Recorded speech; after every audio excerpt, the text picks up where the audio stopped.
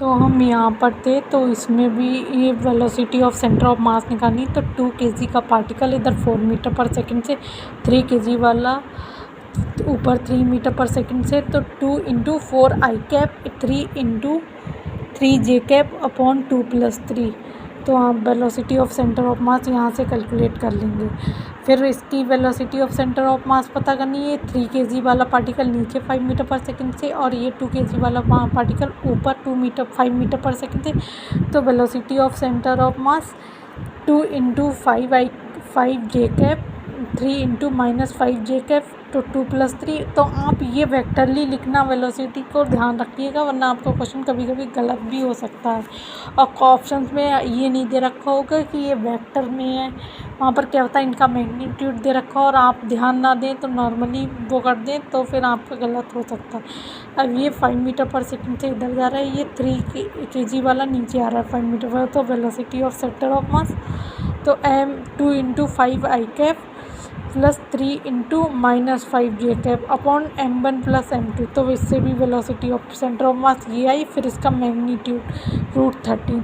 अब ये फिक्स है, और ये 4 kg वाला इधर आ रहा 10 मीटर पर सेकंड से, तो 2 इंटू 0 4 इंटू 10 2 + 4, तो 20/3 इसका velocity of centre of mass आ गया। एक क्वेश्चन ये 4 वाला 10 मीटर पर सेकंड से जा रही है, और ये रेस्ट पे है, और ये रेस्ट पे स्प्रिंग लगा हुआ है इससे, इसमें ये 1 kg वाला है, इसमें ये फ्रिक्शन है 0.4 का। तो velocity of centre of mass 4 into 10, और 1 वाले के लिए रेस्ट पे है ये 1 वाला, तो 1 इंटू 0, तो 4/4 + 1।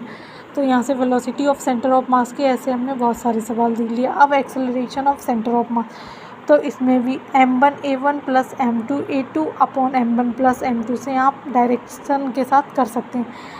इस क्वेश्चन में 2 इंटू 2 3 इंटू 4 अपॉन 2 + 3। तो ये भी सिंपल है और ये भी सिंपल है, आपको बस डायरेक्शन का ध्यान रखना। लेकिन इसमें मैं बता देती हूँ, पुली ब्लॉक का acceleration m2 - m1 upon m1 + m2 upon m2 - m1 upon m1 + m2 ऊपर इंटू जी, तो ऐसे निकालते थे। और वरना तो चाहें आप तो ऐसे भी निकाल सकते हैं। इधर 30 खींचने वाला फोर्स 30 kg, ऊपर की तरफ खींचने वाला 20, तो 30 - 20 अपॉन 3 + 2। तो आप इंडिविजुअल पार्टिकल्स का ये 2 आया, ना कि सेंटर ऑफ मास का। तो सेंटर ऑफ मास के लिए पता करना है। तो अब 3 kg वाला नीचे की तरफ जा रहा है ये एक्सेलरेशन से, 2 kg वाला ऊपर की तरफ, तो 3 इसका एक्सेलरेशन इंडिविजुअल पार्टिकल्स का 2 आया है। 3 इंटू -2 जे कैप, और 2 इंटू 2 जे कैप अपॉन m1 + m2, यानी 3 + 2। तो यहाँ से आपको acceleration of centre of mass आ जाएगा। तो यहाँ से ये भी प्रूफ होता है कि अगर if particles of system have non-zero acceleration, the acceleration must be non-zero। अगर देखिए पार्टिकल्स हैं सिस्टम के, अगर उनका एक्सेलरेशन कुछ ना कुछ है, तो ऐसा ज़रूरी है कि एक्सेलरेशन सेंटर ऑफ मास का भी कुछ ना कुछ हो, ऐसा ज़रूरी नहीं है। आपने सेकंड केस में देखा कि इंडिविजुअल पार्टिकल बॉक्सेस का एक्सेलरेशन है, बट इसका मतलब ये नहीं कि एक्सेलरेशन ऑफ सेंटर ऑफ मास 0 नहीं हो सकता है 0। देखिए यहाँ पर आया भी है 0। तो वही कहना चाह रहा है, particles of system have non-zero acceleration, then acceleration of centre of mass must be non-zero, false, it may be 0। अब इसका सर ने ऐसे फील भी दिलाया था जैसे ये पुली ब्लॉक सिस्टम है, इसमें इस पूरे को सिस्टम मान लिया। तो अब हमें पता लग रहा है कि 2T टेंशन ऊपर लग रही है, T और ऊपर की तरफ 2T यानी 48, और इन दोनों का इस सिस्टम माना है। तो इन दोनों का मास 5 3 और 2 5, और 5 की वजह से नीचे 50 kg की फोर्स लग रही है, ऊपर 48।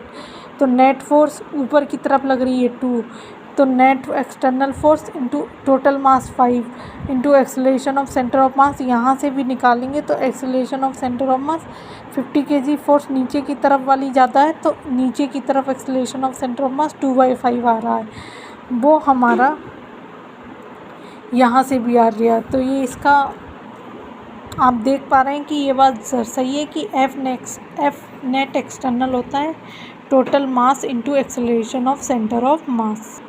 फिर इस वाले में 10 kg का ब्लॉक आगे जा रहा है 5 मीटर पर सेकंड से।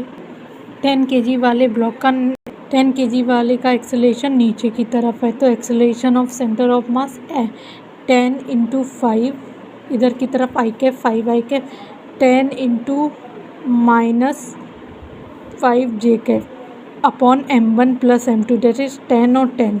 तो यहाँ से आप acceleration of centre of mass इसका इजीली कैलकुलेट कर सकते हैं। अगर यही यहाँ पर म्यू 0 था तब का केस था, अगर म्यू कुछ होता है तो उसका भी आप कैलकुलेट कर सकते हैं एक्सेलेरेशन ऑफ सेंटर ऑफ मास। यहाँ पर ये याद रखिएगा इंडिविजुअल पार्टिकल्स का सेंटर ऑफ मास कैलकुलेट करने के लिए खींचने वाली फोर्स तो 100 माइनस 0 अपॉन 20, तो 5 इंडिविजुअल, ये आपने लॉस ऑफ मोशन में निकाल रखा होगा। अब यहाँ पर इंडिविजुअल पार्टिकल का एक्सेलरेशन कैसे निकालेंगे, 10 नीचे लगने वाली फोर्स, इधर खींचने वाली फ्रिक्शन फोर्स कितनी आ रही है, म्यू इंटू एन से करेंगे तो 20 आ रही है, तो 100 माइनस 20 अपॉन इन दोनों का टोटल मास। तो यहाँ से इंडिविजुअल पार्टिकल का ब्लॉक का एक्सेलरेशन 4 आ गया, acceleration of centre of mass 10, ये नीचे की तरफ तो 4 आई कैप नीचे की तरफ तो 10 इंटू माइनस 4 जे कैप, और ये आगे की तरफ तो 10 into 4 i cap upon total mass 10 plus 10। तो यहाँ से acceleration of centre of mass 40 i cap minus 40 j cap divided by 20। अब एक सवाल हमने ये भी करवाया था जिसमें ये 37 एंगल दे रखा था और ये 53 दे रखा था, ये 90, तो ये 10 kg का ब्लॉक इधर जा रहा था, ये 10 kg का ब्लॉक इस साइड था, तो यहाँ पर एम जी साइन 37 इधर m g sine theta sine 53, m g sine 53 से इधर वाली फोर्स, तो एक्सेलरेशन निकाल लिया 80 ज़्यादा वाली फोर्स खींचने माइनस रोकने वाली 60 upon m1 plus m2 individual particle का एक्सेलरेशन 1 आ गया। तो मतलब ये वाला ज़्यादा है तो ये बाहरी फोर्स है इस साइड, तो इधर एक्सेलरेशन नीचे की तरफ 1 और इधर ऊपर की तरफ 1। अभी 90 डिग्री है तो इसमें हमने एक्सेस अपने आप से डिफाइन कर ली, इधर वाली को हमने एक्स एक्सेस मान लिया और इधर वाई एक्सेस मान लिया, अपने आप डिफाइन की। तो acceleration of centre of mass 10 into 1 J cap 10 into 1 I cap, 1 J cap कैसे ये ऊपर की तरफ जा रहा है तो 10 इंटू 1 जे कैप, और ये इधर की तरफ एक्स में क्योंकि हमने इधर साइड एक्स एक्सेस माना है तो 10 इंटू 1 आई कैप, तो यहाँ से हमारा आ जाएगा वही आ गया, तो i plus j divided by 2, ये acceleration of centre of mass आ गया। उसका मैग्नीट्यूड भी हम निकाल सकते हैं, वो आ जाएगा हमारा 1/√2। सेम इस क्वेश्चन में आप एक्सेलरेशन ऑफ सेंटर ऑफ मास भी निकाल सकते हैं। इसमें भी पहले इसमें थोड़ा ये कंस्ट्रेंट मोशन की तरफ चला गया, जैसे इसमें हम टेंशन लिखते हुए जाएंगे, यहाँ पर 2t टेंशन, यहाँ पर t टेंशन, तो t इंटू ए डैश अपॉन 2t, और इसका एक्सेलरेशन हमें नीचे की तरफ 4 गिवन है, 2t माइनस 4, ये हमने कंस्ट्रेंट में पढ़ा था, t इंटू ए डैश माइनस 2t इंटू ए बराबर 0। तो यहाँ से ए डैश 8 आया, मतलब इस वाले का 8 आया, इसका 4 दे रखा है। अब एक्सेलरेशन ऑफ सेंटर ऑफ मास के लिए m1a1 plus m2a2 upon total मास वो लगा देंगे, उससे आ जाएगा। सेम हियर इस क्वेश्चन में भी टेंशन लिखेंगे, फिर ये इक्वेशन लगाएंगे, यहाँ से इसका ये 2 दे रखा और ये ए डैश हमने जो लेट किया है वो मिल जाएगा। फिर एक्सेलरेशन ऑफ सेंटर ऑफ मास वाला formula m1a1 plus m2a2 upon m1 plus m2 लगा लेंगे, आ जाएगा इजीली।